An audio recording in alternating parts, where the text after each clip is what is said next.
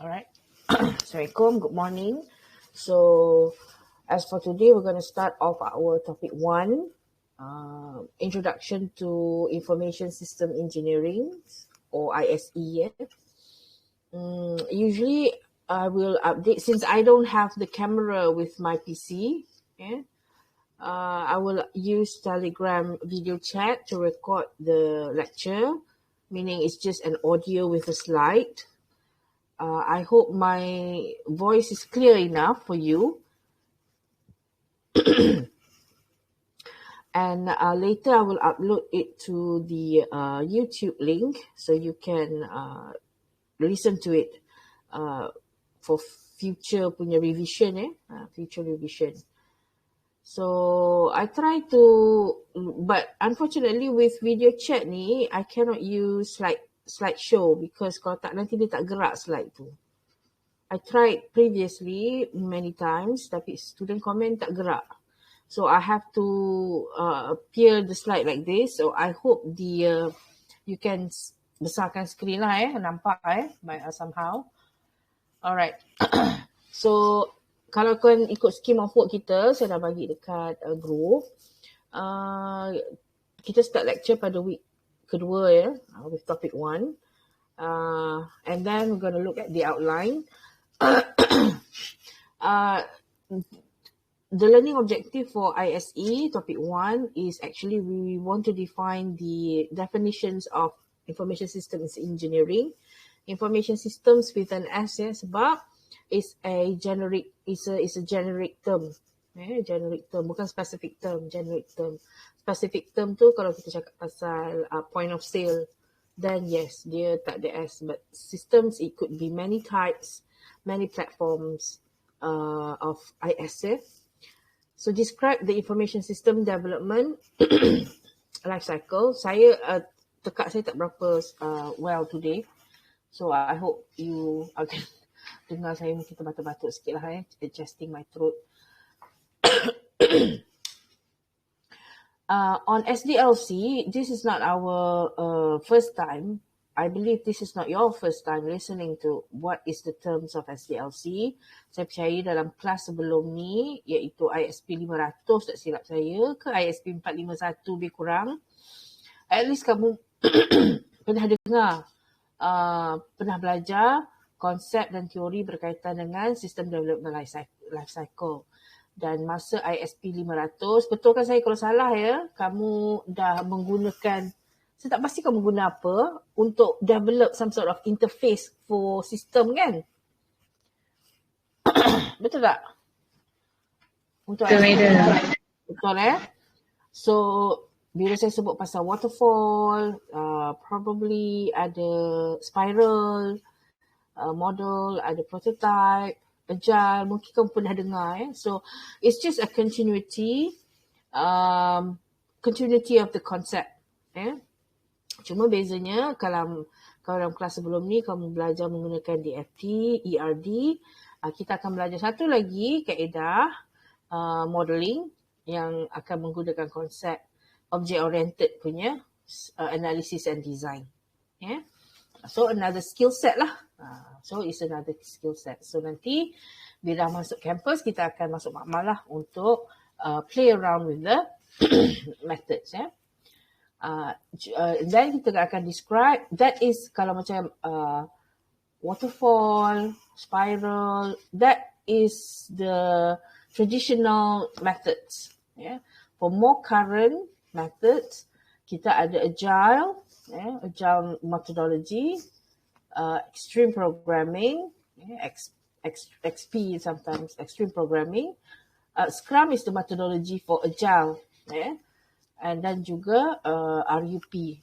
RUP, saya tak ingat apa dia punya short term, long term dia. Rational Unified Process.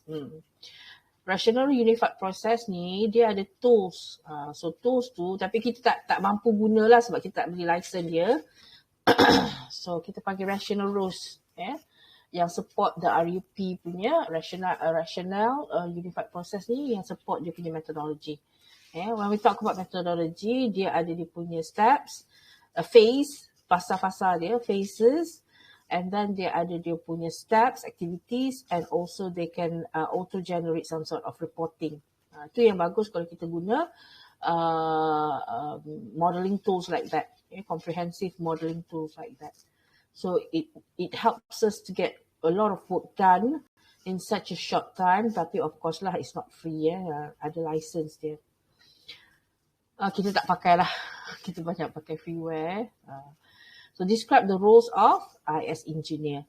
So IS engineer tu kalau kata developer engineer tu lebih kurang lah. Job spec dia.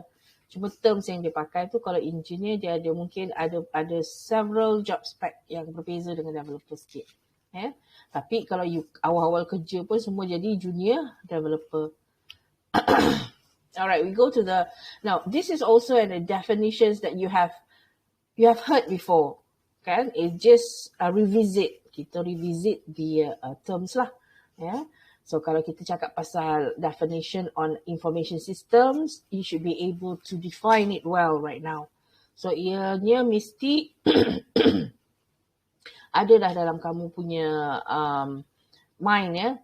So when we talk about information system, of course they are computer based. It most can be nowadays can be found in an online platform, but not necessarily for online platform because dalam you tengok environment lah, whether the consumer is common public. Kalau customer dia public, then definitely they have to make it online. But kalau customer dia ataupun client dia and user dia within organisation, then maybe it's just computer based. But still can be accessed through online. Okay.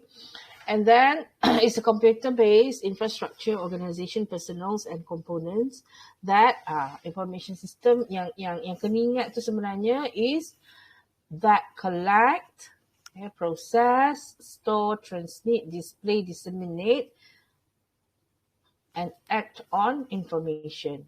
Tapi yang penting dia mesti collect, store, apply, ataupun use, then disseminate data. Okay. So kalau kamu tengok macam-macam, kalau kamu tengok textbooks beberapa author, dia lebih kurang sama, cuma they like to play around with the term here.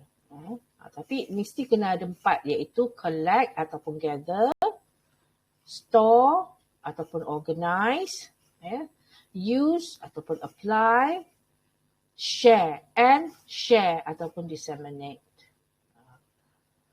So dia mesti kena ada 4 terms lah at least, then kita kata oh that is correct, I can accept that. So but if you want to use it like this pun is no problem, boleh, acceptable.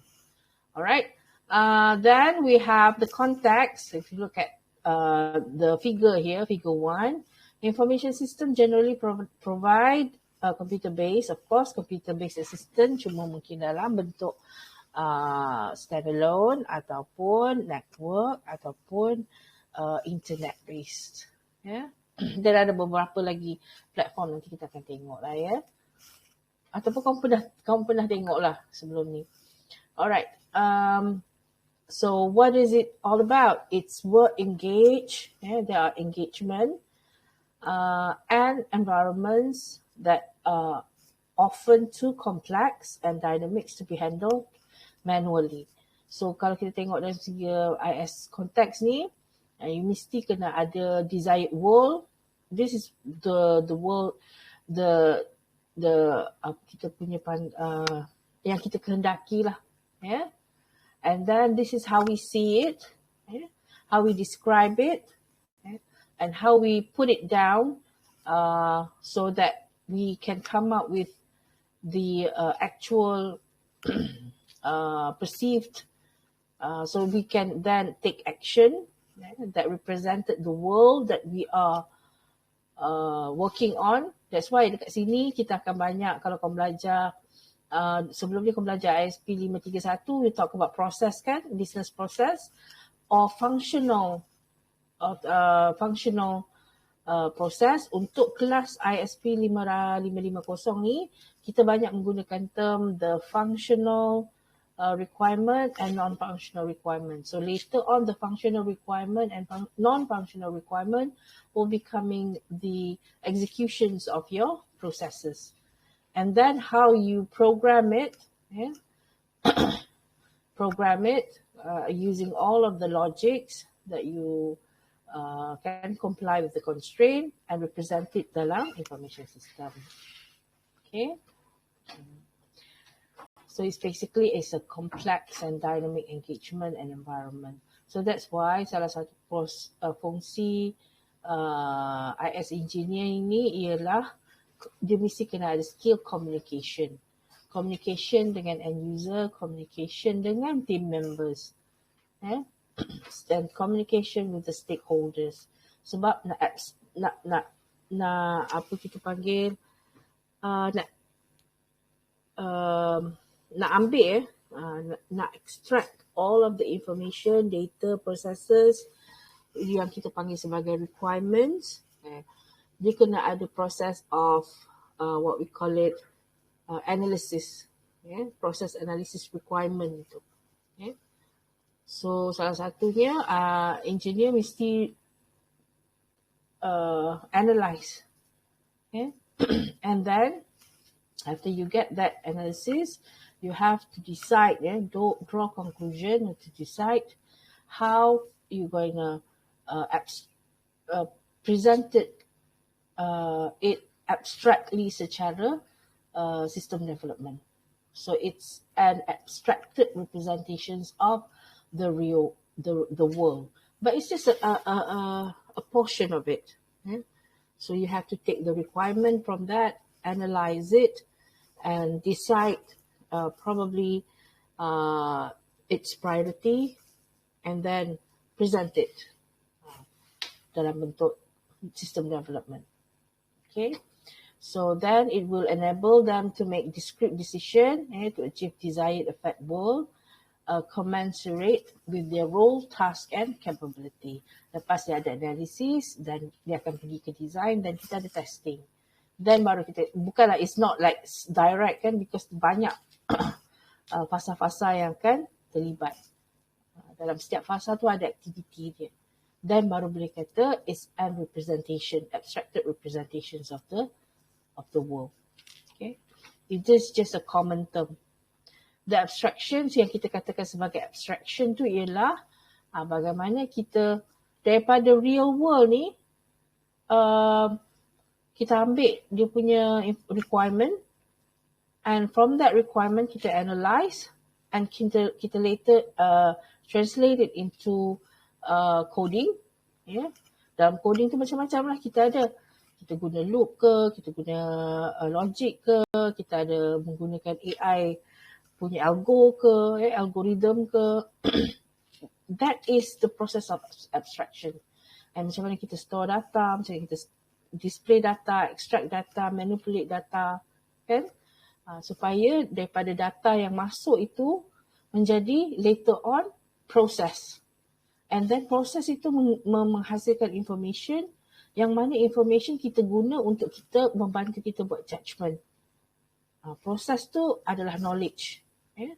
Bila after sometimes kita guna, kita dah ada experience menggunakan sistem tersebut, kita dah ada experience lah. So kita boleh ada assessment kita sendiri. Okay? Kita mula being critical. Sebab kita punya own perception kan. Then kita mungkin boleh contribute to feedbacks. Then it calls wisdom. So that is, you can see here direct hierarchy ni.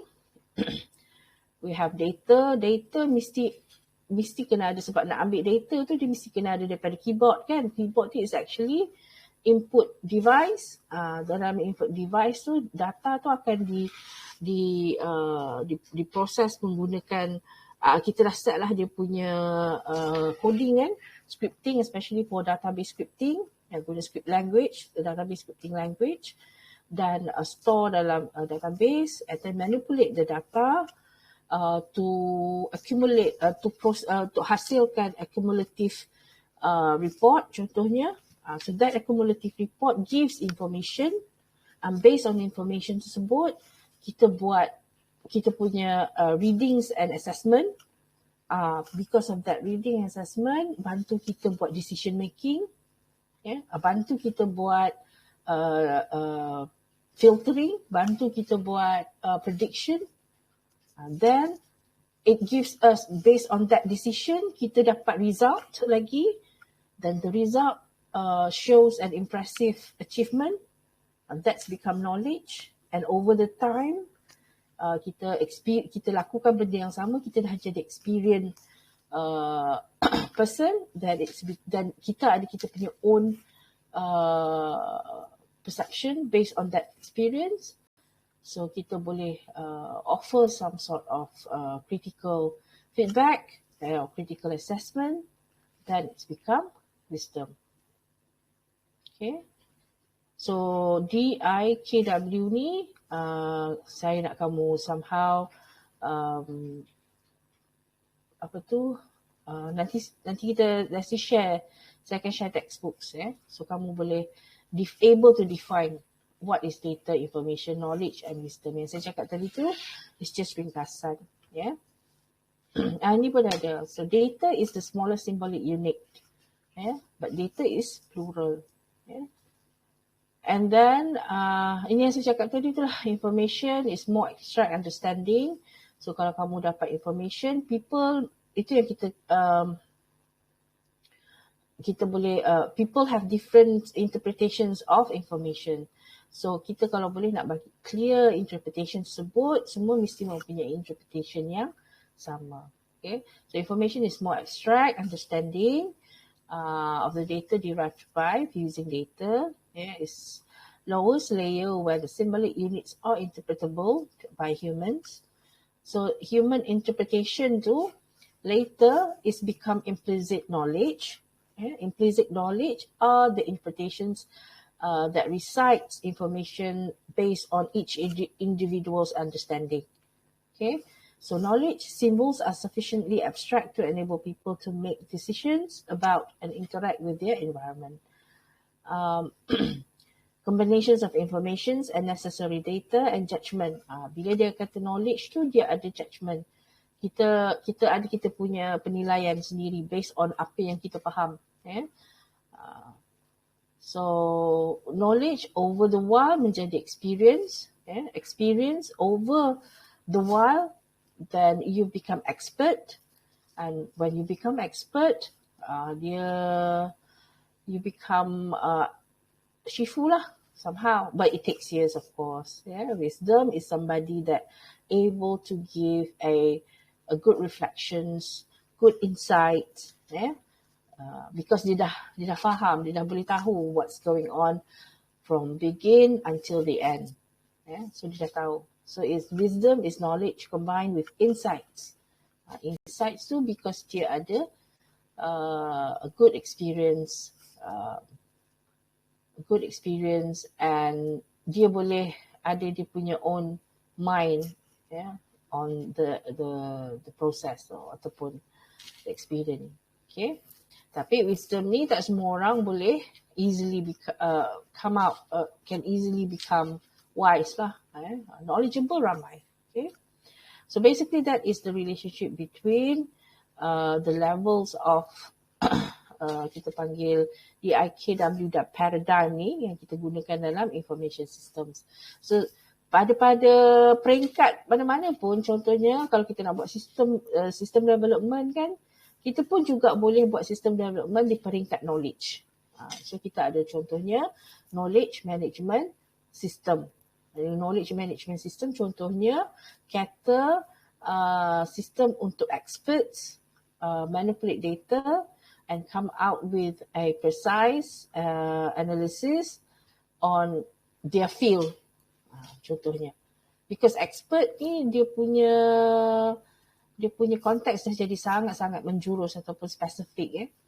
So, but then it's become expert level. So, banyaklah konsep seperti AI yang kita boleh gunakan to facilitate the activity dalam knowledge management system. Itu contohlah, salah satu contoh. So kita baru nak masuk definitions on information, on ISE lah, Information System Engineering. Okay.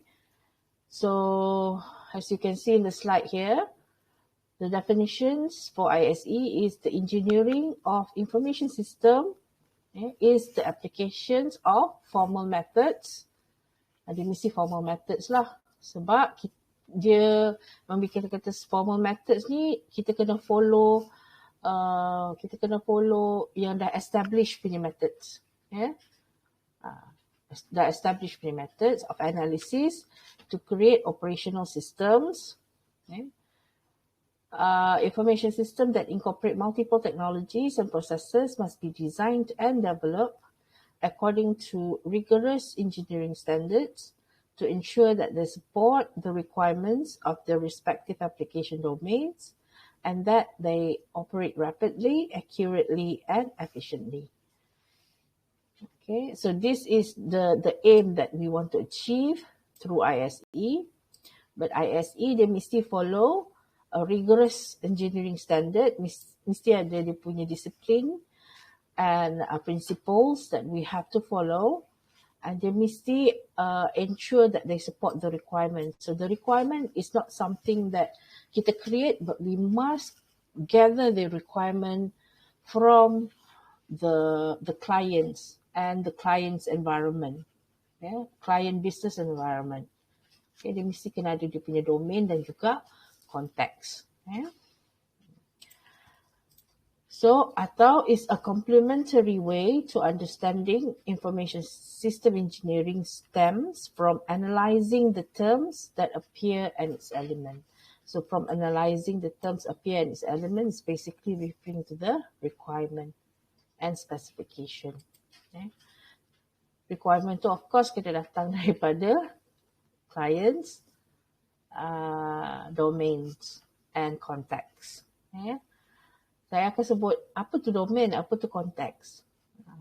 Dia ada beza domain and konteks. Hopefully dalam textbooks nanti saya tak most commonly dia akan terangkan lah. Tapi biasa cakap domain dengan konteks, later on you should be able to differentiate. Sekarang ni mungkin first time you dengar what's the difference between domain and context. Dia ada difference dia. Alright, next one recognize 5 terms. Ini yang ketiga lah ini yang ketiga definitionnya daripada Wengler, Buckland. Tapi this terms is a bit old Nanti kita tengok dalam textbook. One recognizes 5 terms that have definite meanings and that also constitute primary notions under study. Primary notion under study meaning information system, and engineering processes, or indicate important ways of working systemic in information system engineering. So what are the 5 terms? The 5 terms is information, systems, engineering, information system, and system engineering. Okay, so we go to the next slide.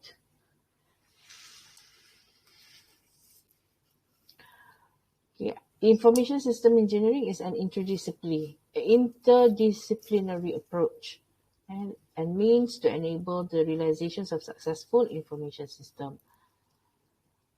It focuses on defining customer needs and required functionality. So this is our requirement lah, defining customer needs and required functionality early in the development cycles, di peringkat awal, and then have some sort of documenting requirements. Kalau this is also reflect to the methodologies yang kita akan guna, but mesti ada some sort of documentation requirements yang kita akan produce pada peringkat to facilitate the communications between phases, pada phases analysis, design and development later on. Then proceeding with design synthesis and system validation. System validation ni is pada fasa testing, yang mana kita check supaya the output, not only the output but the expected results yang kita nak tu adalah seperti mana yang diinginkan oleh requirement and specification. Dan bukan setakat result kena betul, the logic pun kena betul. Supaya kita tak ada error yang kita tak ada misleading result lah. Itu apa yang kita dapat tu adalah seperti mana yang kita expect. And deployment while considering the complete problem.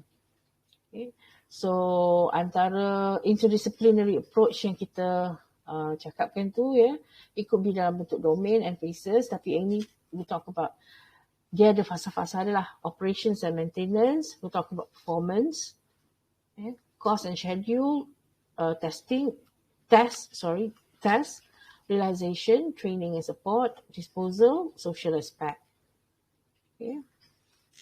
So while considering the complete problem. So selalunya operation and maintenance kita melihat pada sudut performance. Cost and schedules kita make sure that it is according to, mesti accurate lah. Bila accurate tu the result tu mesti has expected.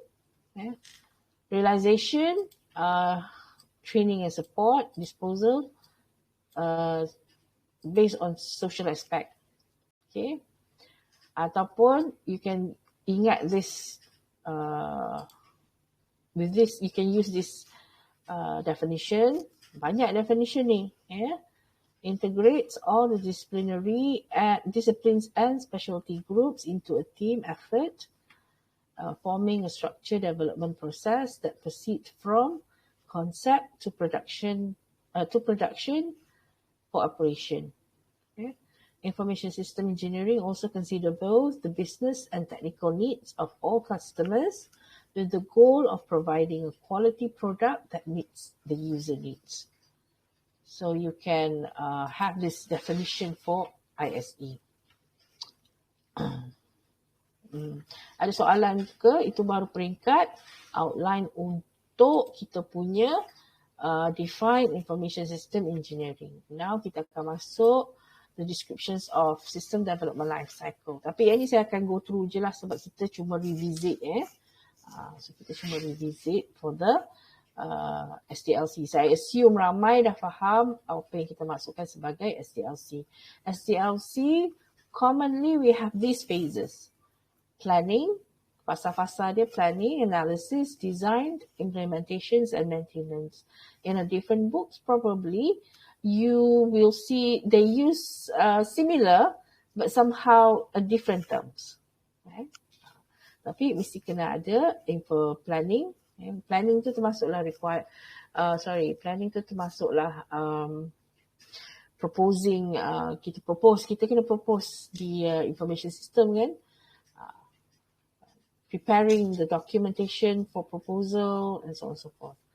Dan analysis, dalam analisis, peringkat analisis, kita dah kena, sebelum analisis sebenarnya, daripada area sini ni macam-macam lagi aktiviti Tapi this is a simplifications of the phases to show the SDLC. Okay. So basically, we start off with from the inner spiral ni So we have that phases study, planning, analysis, design, and implementation.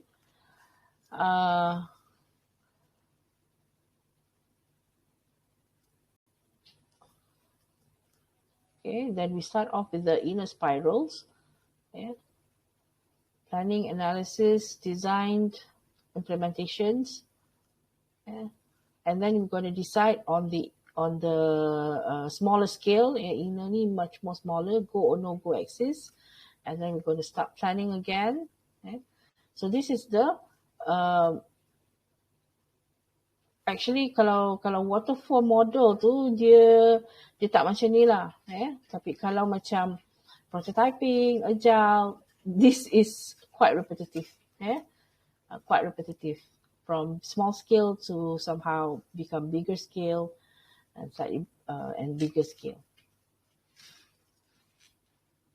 All right, so the products of SDLC phases, disebut sini products, but it's also outputs or deliverables or activity within that phases. So planning, basically kita prioritize for system and projects. We look at the importance of the architectures of the data. Network selection is clear. Hardware selection is also well defined. And information system managements are the results of associated system. Kita dah nampak somehow the basic architecture for the system. So the system yang kita ISE ataupun sistem yang kita nak propose ni have some clear, kita dah well define the importance of, and we know the purpose on why the system is required for consideration for procurement. Sebab sistem ni, kalau mana-mana project pun is a project based. Kalau mana-mana inisiatif daripada company ke kerajaan ke, ia adalah ia memerlukan bajet. So bajet ni dia mesti dipropose dan dibentangkan. So kerja-kerja untuk persiapan tersebut mesti jelas lah. If you want to have the budget. So it's a detailed steps and work plan for the budget, for the project. Dia ada budgeting, dia ada not only that, other resources, such as how many peoples in a team to work on the project. The bilangan lah, the bilangan pekerja ataupun bilangan tenaga for the project that you work on, the scale, the scope that you defined, the complexity, okay? And then the specifications of the system scope, scope, whether it's low level, middle level, or high levels, assignment of team member, and then system justifications or business case. Apa kepentingan dan signifikannya sistem ni perlu ada. Kalau tak ada, apa yang menjadi kerugian. So dia mesti kena ada. So we have to justify that. That is on the first activity, planning. The second analysis, kita describe the current system and where is the problems or opportunity exists. Dekat sini kita find out sebenarnya dengan sistem ni kita dah nak selesaikan isu-isu apa, problem apa. Daripada penyelesaian problem tersebut kita dapat apa. Contohnya kita become kita become effective. So because of this effectiveness of operations and procedures, kita able to increase profit from probably just 10% to 25% contohnya, because of ease of operations and low cost of outsourcing for maintenance contohnya. With a general recommendations on how to fix, enhance or replace current system. Explanations of alternative systems and justification for chosen alternatives. So besides analysis where we can find atau kita define the functional requirement and non-functional requirement, we also must able to manage risk by choosing alternatives if our selected methods is inappropriate. Supposedly yang kita chosen tu mesti appropriate lah. But what happens is something that is unexpected berlaku. So we must able to have some sort of alternative. Then design daripada analysis, design. So from functional requirements kita dapat daripada customer during analysis phase, we have all the modelings.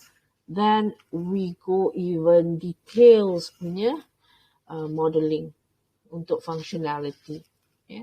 Kalau dalam storage tu, apa dia punya variables apa dia punya item names, apa dia punya size, apa dia punya proper name, apa dia punya descriptions of the proper name, which are going to be the key dalam table tu. Kalau ada relationship between tables, sebab most database dia mesti at least kena ada 2D punya relationship kan. Apa yang menjadi foreign key, apa yang menjadi primary key. So you must have that detailed design, at least for database lah. Kalau interface, you dah ada dalam interface tu, you already have the detailed design. Dekat mana nak guna menu, what types of menu you're going to use, what types of standardized of interface that you're going to use, apa principle dia, apa functionality of each button, how information is collected dalam textbook, how it is arranged, macam mana ianya disusun. Okay, so it's very, very detailed design. Before translated, in fact, before translated into coding, sometimes kalau ada tools kan, contohnya macam tadi RUP, dia dah tolong kita buat siap-siap rangka untuk coding.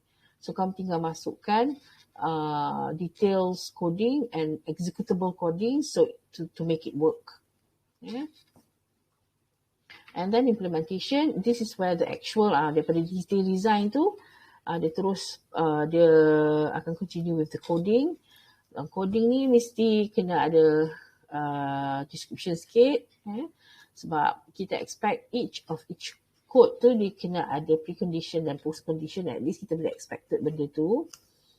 And then documentation ni perlu sebab macam-macam purpose dia yang kita nak guna, contohnya sepertinya user manuals, untuk kita buat kita akan from user manuals kita akan olah dia untuk digunakan untuk training later on. Training siapa?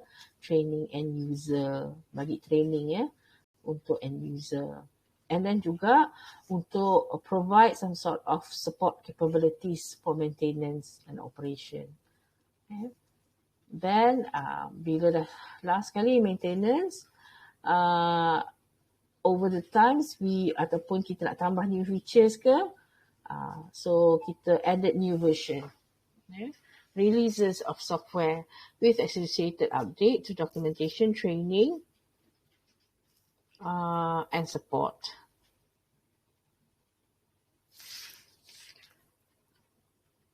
Okay, dekat mana hearts of the system development? The heart of system development sebenarnya mesti daripada awal lah kan, because you have to win the tender, you have to win the project. Once you win the project, now this is the most important part of, kalau kat sini correct, the implementation is correct. Kalau inaccurate, then it will affect here as well. So this is a traditional SDLC.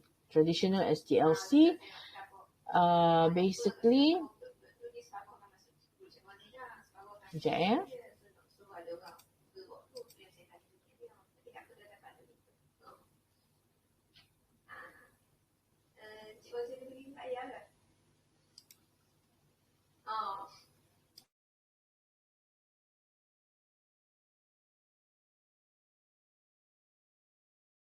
alright, for SDLC, basically we have several types, iaitu sequence, incremental,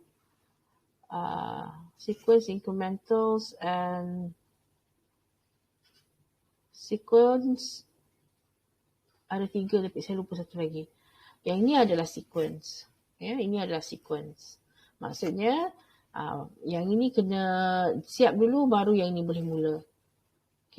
Bila fasa ini siap baru fasa ini boleh mula. That is sequence. So traditional waterfall is a sequence types of SDLC. Dia ada pro and cons lah. Kalau the selections for these types of SDLC, dia ada pro and cons dia. Next, we're gonna begin. Ada soalan tak sebelum saya masuk bab agile ni? Sebab agile ni is our third subtopic.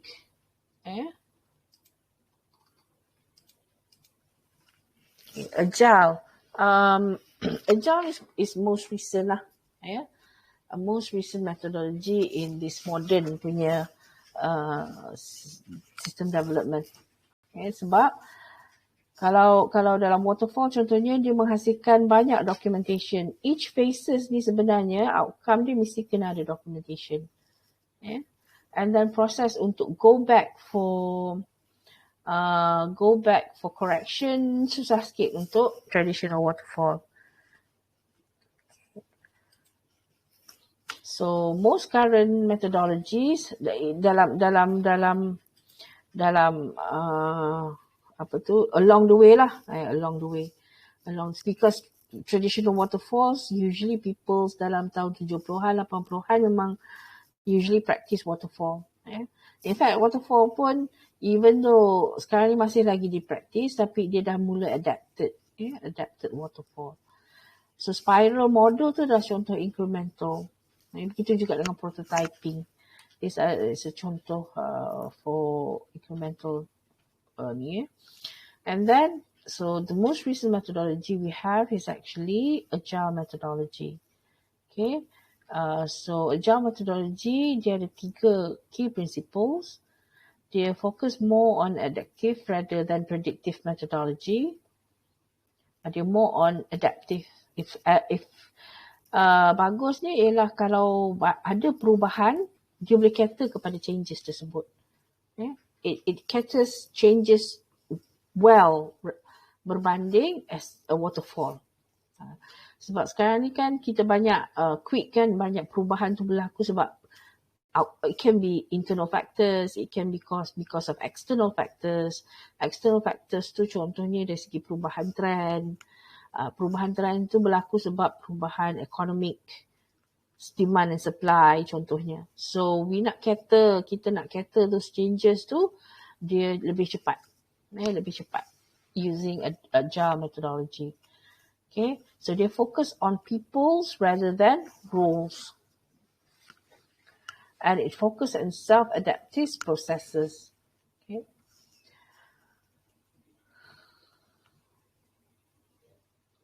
Yang ni figure 7, the agile principle. Nanti kita dengar dulu tutorial lah yang ni. So agile ni dia lebih satisfy the customer, they welcome change, they deliver frequently. Salah satu ciri agile methodology ni, the programmer must work in pair. At least they must work in pair. Okay? So they are going to be checking each other.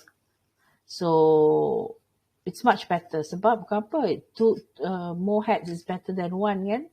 They said 2 heads is better than one. So salah satu practice yang common di agile methodology, programmers still work in pair, bukan seorang-seorang. So you can learn from each other. Okay. So trust and support. Why they say trust and support? Because most of the meeting session is very, very quick. Sometimes company practice meeting while standing up. Sebab kalau duduk, the meeting tends to be longer. So every day before they start with their punya personal work, maksud saya during working hour lah, of course, meeting tu cuma takes about 15 to 20 minutes standing up. 10 to 15-20 minutes. Dia tak nak lama-lama meeting. So everybody discuss a while and then baru go back to their desk and do their own work. Okay? And then they have face-to-face conversation. Direct and face-to-face conversation. So when you have a close connection like that, you punya clearance, you punya it's contributed to clear mind. Yeah? You're able to understand quickly and clearly if you have face-to-face conversation. So if you have misunderstanding, you will clear it up quickly. Okay. And of course, working software, they are the working software to traces the progress and sustainable development, continuous attention, maintain simplicity. Nanti kita dengar waktu tutorial nanti ya. But agile methodology is not for every project. So that's why kita ada banyak model untuk SDLC ni. Sama ada you nak guna traditional approach or modern approach. Dalam modern approach pun ada beberapa lagi jenis metodologi.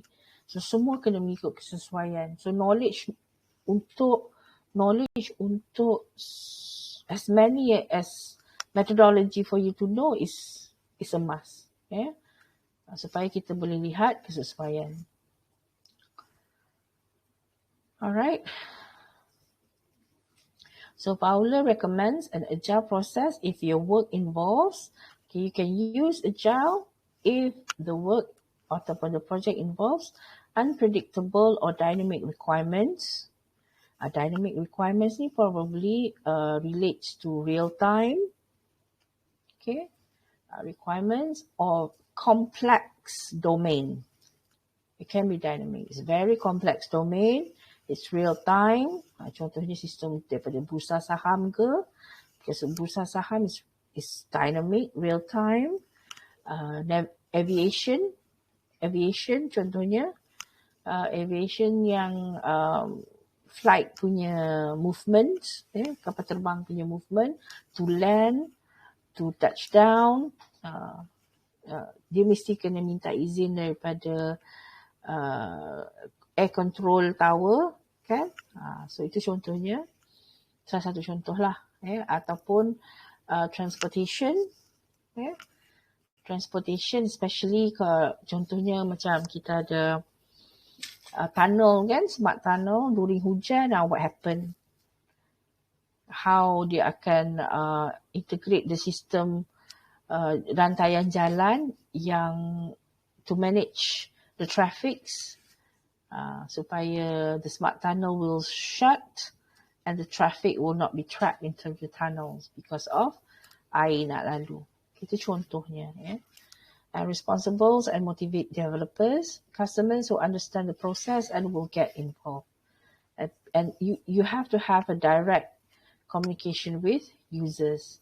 And users or customers or end users or client is interchangeable term kita akan guna di sini. So there are 5 critical factors that distinguish agile and traditional approach. There are 5. First, the size, the criticality, the dynamism, the personnel, and the culture. So there adalah differentiations between the traditional and agile. So we use agile compared to the methods traditional ni bila kita tengok size. Kalau well matched to small products and teams, reliance to tacit knowledge. Tacit knowledge ni apa pula? Tacit knowledge ni apa? Tadi saya sebut pasal implicit knowledge. Now tacit knowledge. Apa ke bendanya? Tacit knowledge is the unstructured knowledge that we have in our mind. Contohnya, macam saya bercakap sekarang ni, is coming from my head, and you cannot predict pun apa yang saya nak cakap. Okay? Because the tacit is with me. So, nak capture what I'm going to say is not easy kan? But then again, from tacit knowledge tu, kita mesti jadikan dia from unstructured to semi-structured at least. Semi-structured before become structured. Structured knowledge too is considered explicit knowledge. Implicit knowledge is somehow semi-structured. Semi-structured. Then you can use agile method. It's somehow well matched to small products and teams, and you use a lot of tacit knowledge. Tacit knowledge ni banyak like macam expert levels kan. Dia banyak menggunakan, dia ada banyak dia punya tacit knowledge. Kalau operational, dia bukan tacit knowledge because semua dah structured. Semua telah di-structuredkan, semua telah disusun aturkan dalam bentuk form contohnya. Dalam bentuk clear step. And you use traditional methods, methods evolved to handle large product. Ni ada pro and cons je lah. So these are the factors that you choose upon the methods. Okay. So your activity must follow the methodology that you choose. Okay. Criticality, untested on safety critical product, contohnya not yet tested. Kalau traditional, you dah untested for safety critical products, and then potential difficulties with simple design and lack of documentation. Kalau traditional methods evolves to handle highly critical products, hard to tailor down to products that are not critical.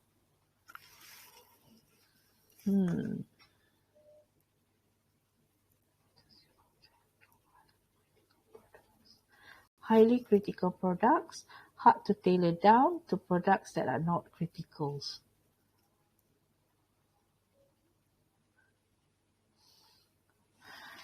Okay, I'm not sure about these words ni. Macam ada dua perkataan je kat sini kan. I get it back with you with this one. So traditional methods ni contohnya saya boleh bagi contohlah kalau sistem contohnya untuk military system military system, ada yang critical, ada yang tak critical. But critical bila you perlukan sistem untuk contohnya nak blast a bomb, for example. You must have a system that is hard to tailor down, kan? But it only criticals bila berlakunya perang ataupun bila perlu berlakunya serangan, which is probably not as frequent, not on a daily basis or weekly basis or probably yearly basis. Okay. Tu je yang saya rasa boleh relate lah. Dynamism, simple design and continuous refactoring are excellent for highly dynamic environments, but a source of potentially expensive rework for highly stable environment.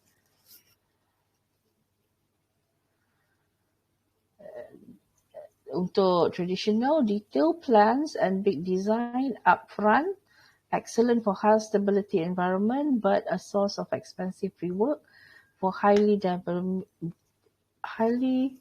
dynamic environment. So dynamism ni depends on, but this is still more on a small scale lah. This is for big scale. Waterfall is suitable for big scale, but agile is from medium scale to small scale. Okay. And then personnel, dia tengok kepada who are the people you're working with.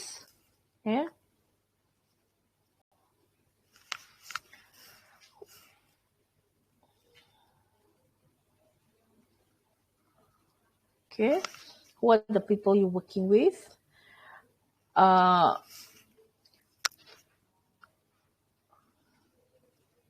So it's actually risky to use non-agile people who can't understand or doesn't have the working culture of agile.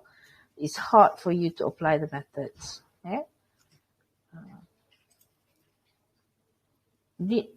Kalau kat sini, yang kat sini, the presence of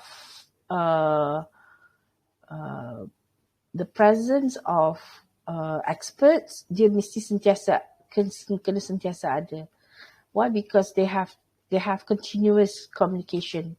While for traditional ni, dia guna ikut fasa. Expert hanya digunakan mengikut fasa yang diperlukan. Mungkin daripada peringkat awal dan mungkin pada peringkat testing. Contohnya. So culture, dia berkaitan dengan working environment, working style. So for those who familiar with Agile, then yes. But the degrees of freedoms, Agiles offer better freedoms, especially in managing chaos. Managing chaos. But traditional methods ni, dia mesti follow instruction. Dia mesti kena follow orders and instruction. But there are more defined roles, defined role and clear practices and procedure. Okay. So itu adalah antara perbezaan antara agile and methods, traditional methods. Okay. Ada soalan tak sampai setakat ni? Slide kita tak banyak, dalam slide untuk konten ni dalam 27 pages je. So mungkin kita bergantung pada macam mana kita describe. Alright, kita continue lah kalau tak ada soalan. Semua okey ke? Madam. Okay, madam. Okay. Thank you. So, agile in practice, basically dia ada 3 critical factors for success. The delivery strategy, and then the practices, how the working practices is applied, and team capability. Kalau dekat sini, team capability ni, practitioner kena biasa amalkan agile and memang kena well versed lah with the technicality, equipped with technicality, and since diorang punya communication is continuous, so the engagement also continuous. So you must have a good moral, good moral between each person in the team member. Okay. So it's continuous. Kalau delivery strategy ni, the continuous delivery of working software in such a short time scale. Maksud short time scale ni dia ada yang kita panggil sebagai sprint cycle. Sprint, orang yang lari laju tu sprinter kan. Sprint cycle. So maksudnya in any coding development, dia kena siapkan dalam masa 2 minggu contohnya. Kalau sprint cycle tu, it takes about 14 days. Maksudnya cepat hasil dia. Okay. So then you boleh pergi ke client untuk tengok, untuk dapatkan feedbacks. Bila dapat feedbacks, dia sprint lagi until semua orang satisfied. But the time is shorter. Okay. Following agile software engineering practices. Contohnya kalau you pakai metodologi Scrum, you follow Scrum punya procedures and practices. You kena follow the agile software engineering practices based on what you choose. Agile development offers managers and programmers more choice in their effort to produce good system that come in on and under budget. Bagus kalau guna Scrum sekiranya the scale is small to medium size scale, and then you want to produce it quickly in such a short time. Usually kalau traditional method, especially waterfall, lazimnya it take about 18 month to 24 month. 24 month punya project, it takes about 2 years. Lazimnya 2 to 3 years, tapi 3 years tu terlalu lama lah. It will take about 18 to 24 months punya project.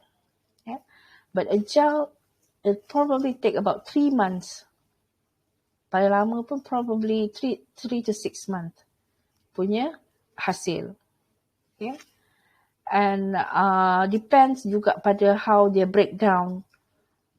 breaking down the components of the software development, and then later they integrated back the component to become a wholeness of the system. And then this is extreme programming, which is, I think, is also a very popular practice currently. Tadi kita dengar pasal sprint. Kalau agile kita dengar pakai sprint cycle. Yang dekat sini kita ada spike. Alright. Okay, bezanya, bukan beza lah, tapi most coding level, dia mesti kena ada test scenario. Test scenario. That is how they breaking down the, macam ni nak break down daripada from one component to its sub-component, then it's breaking down into test scenario. So dia ada spike, release planning, dekat sini dia ada stories, stories, requirement, and then dia ada iteration. Nanti saya detailkan balik dalam tutorial lah, for extreme programming. And then dia banyak releases, small releases. Mostly Android kan kita banyak, sila update system. So basically, most of this is the current practice lah. So this is an example of extreme incremental. Kalau macam tadi, traditional methods, is sequential. So extreme programming ni, dia initiated from incremental system development cycle. Focus on automated tests written by programmers. Emphasis on two-person programming teams. Sama juga macam Agile, two-person programming team. Dia highly intensive coding. Customers to monitor the development process. The customer also can directly monitor. Relevant parts of extreme programming that relate to design specifications are how planning, analysis, design, and constructions are all fused into a single phase of activity. So dia tak ada separations of activity. All single down. Kalau macam Agile tadi pun, dia ada juga phases dia, tapi very quick lah. This is probably phases of activity. Kalau orang tak biasa with this practice, a bit chaotic jugalah. So you have to have more focus. Kena fokus lah. Then it's number 2 is unique way of capturing and presenting system requirement and design specification. So unique way tu mungkin dia tak follow some standards lah. Dia menggunakan banyak methods, contohnya scribbles, dia gunakan dia adalah guna praktis dia untuk capture, untuk show the presentations, tapi not neatly, not necessarily have to be neat. Coding and testing are related parts of the same process. Kalau traditional waterfall, so traditional methods, coding and testing dia separate. Tapi yang ni dia sekalikan. Okay, so the benefits dia ialah increased communication among developers, higher levels of productivity, higher quality codes, reinforce of other practices in extreme programming, include code and test discipline. You buat coding, you test. You buat coding, you test. Okay, Scrum framework. Scrum framework is actually methodology for Agile. Okay, kalau you guna Agile methodology, you akan one of the most popular framework is Scrum. Okay, Scrum ni dia ada dia punya tools dia lah, supportive assisted tools. Sebab dia tak ada, because dekat sini, dekat Agile dia tak emphasize banyak on documentation kan. Tapi the activity is still there. You must have some sort of capture, something. So the system will help you to manage and capture all those activities that you highlight, and the way you use it is very simple. So the user type for this is input from executive. Ni daripada client lah, client, users, customers, stakeholders, and then go to the product owner. Product owner will have this product backlog. So yang mana it will rank list of what is required, features and story. So dekat sini you filter and prioritize accordingly what is important and what is the least important, which the important and criticals. So this you're going to develop that one first. And then sprint planning meetings. Team selects starting at tops as much as it can commit to deliver by end of the sprint. Okay. So who's going to be responsible in taking the job? Okay.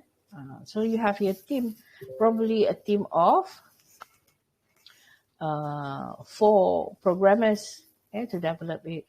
So ini yang saya cakap sprint, sprint cycle. Sprint cycle antara 1 to 4 week. Sprinting extreme coding lah sini. And then sprint end date and team deliverable do not change. So apa yang dia adalah dia punya sprint backlog untuk disimpan the task breakout. And then we have Scrum Masters.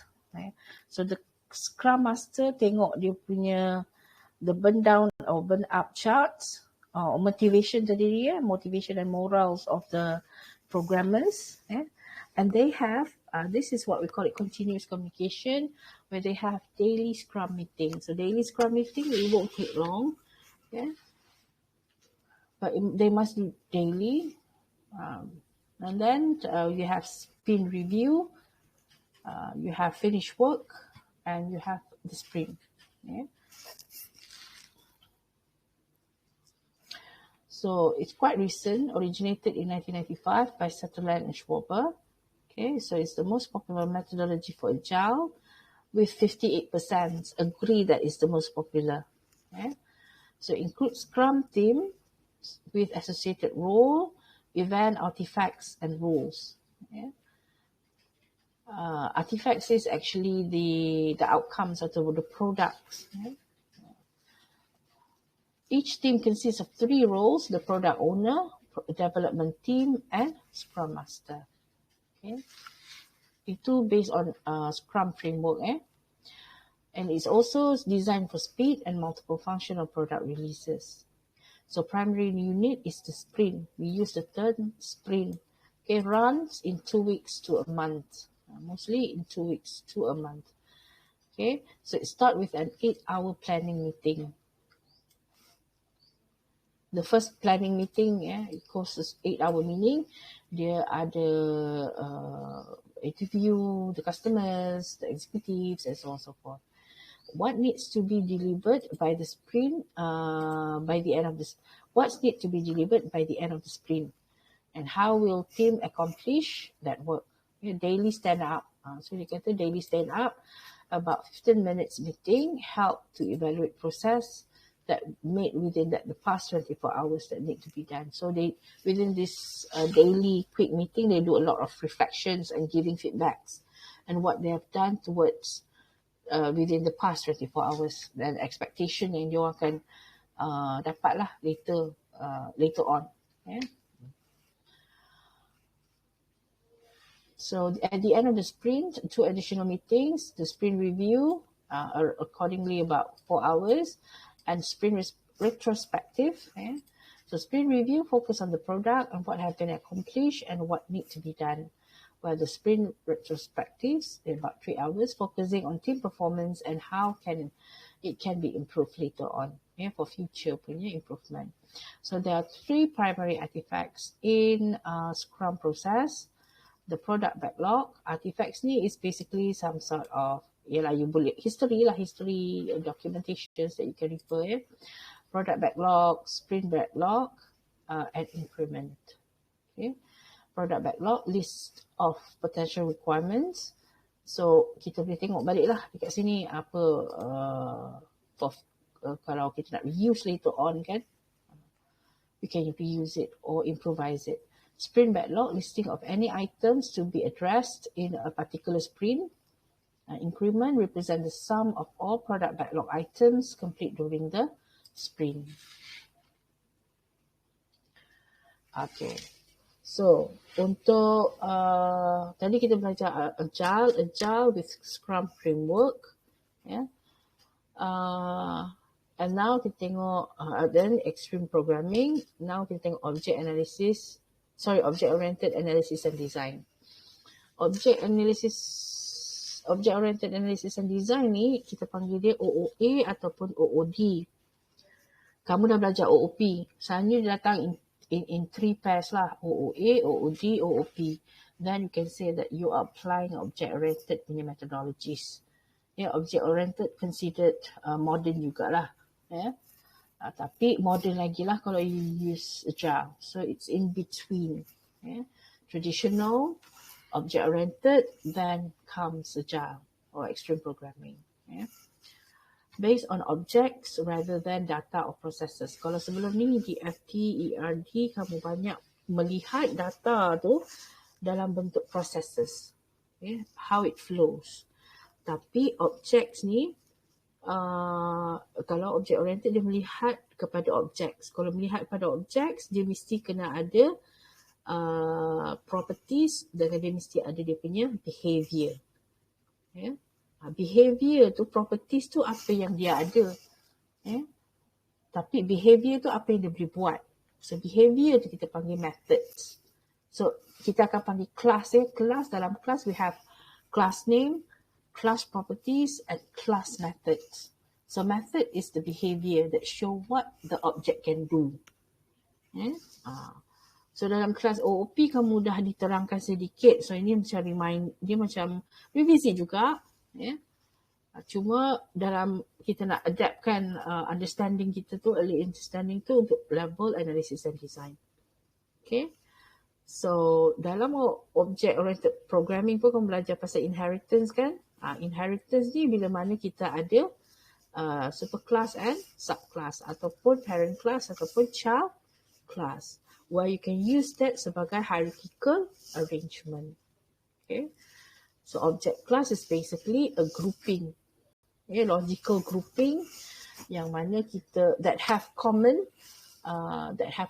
attributes ataupun properties and behavior. Contohnya pelajar. Pelajar is a logical group pelajar. Staff is a logical group staff.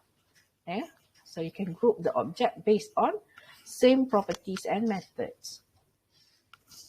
RUP, Relational Unified Processes, a process is an object-oriented system development methodology. Paling popular lah kalau kata tadi kita ada Scrum for Agile, most popular method ataupun framework. RUP is one of it. But RUP is not cheap. Saya pernah pakai lah lama dah dulu. Tapi saya dah tak ingat lah. Kalau object oriented, then kita lebih mudah pakai RUP. Sebab dia a good platform yang mana provide OOA, OOD and OP together. It's an integrated punya methodology. That it comes dalam bentuk supportive punya assisted software. Okay. So based on iterative and incremental approach to system development. Tadi kita ada sequence, kita ada incremental, iterative dan kita ada incremental. Itu yang saya nak cakap lah, tapi lupa saya lupa satu. So sequence, iterative and incremental. Okay. Types of models dalam SDLC. Itu common models. So sequence kita ada traditional waterfall. Incremental is actually OOP. Iterative is spiral. RUP pun iterative. RUP dia ada 4 phases, which is inception, elaboration, construction and transition. Ini phases dia tadi. So inception is early stage, the earliest stage where you capture all the requirements, resources. Elaboration is how you analyze lah. Construction is coding, coding, and transition is how you later translate it to the complete system. Yang ni pun kena kurang dia punya ni nanti saya dalam tutorial nanti kita discuss a little bit further. Okay. So last kali roles of information system engineer. Information system engineer ni kalau kamu graduate tak adalah terus jadi system engineer It probably take about 2 to 3 years lah 2 to 3 years or 4 years depending on your job path laluan kerjaya tu. Roles of an information system engineer is not a job title but a role that people play. You can be the requirements owner, you can be the system designer. Requirements owner ni, you are the one that capture all the functional and non-functional requirements. You write it down, you narrow it down, you prioritize the requirements. Which one must come first and which one must come later because of its less critical punya nature.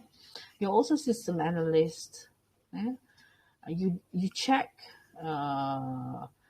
what are the accurate and the inaccurate parts of it. So you must do the VNV, verification and validations. And you do some sort of logistic and operation. You glue engineer, you do the customer interface, you coordinate your technical manager, your information manager, your process engineer, and you're also classified as engineer. Okay, there are multiple roles that you have to play, but it takes years to enable you to become information system engineer. It takes years of experience. Right, so basically on this topic 1, we have covered define the information system. Banyak definition kita lihat tadi. Well, make an effort to at least you be able to describe one. And then kita tengok describe the information system life cycle, SDLC, is revisited. You revisit knowledge you have and try to relate this knowledge from this class to the previous class. So that in the future you'll be able to practice this knowledge dalam kelas-kelas kursus seterusnya. Contohnya CSE550 ke, CSP600 and CSP650. Okay. Describe the agile methodology, extreme programming, Scrum, and RUP. So probably material in this like don't have much text ataupun further description. So it's important for you to have further description. Looking for further information. Saya ada contoh dah slide dia nanti. Chapter dia buku nanti saya share dengan kamu And then describe the roles of information engineers. So basically that is our topic for today. Okay, so now saya open lah for questions. Kalau you ada soalan, you can either share it now ataupun from dekat text dalam group ataupun you can bring later during tutorial. Okay. Ada soalan ke? Satu lagi. Okay, sebelum saya nak tutuplah recording ni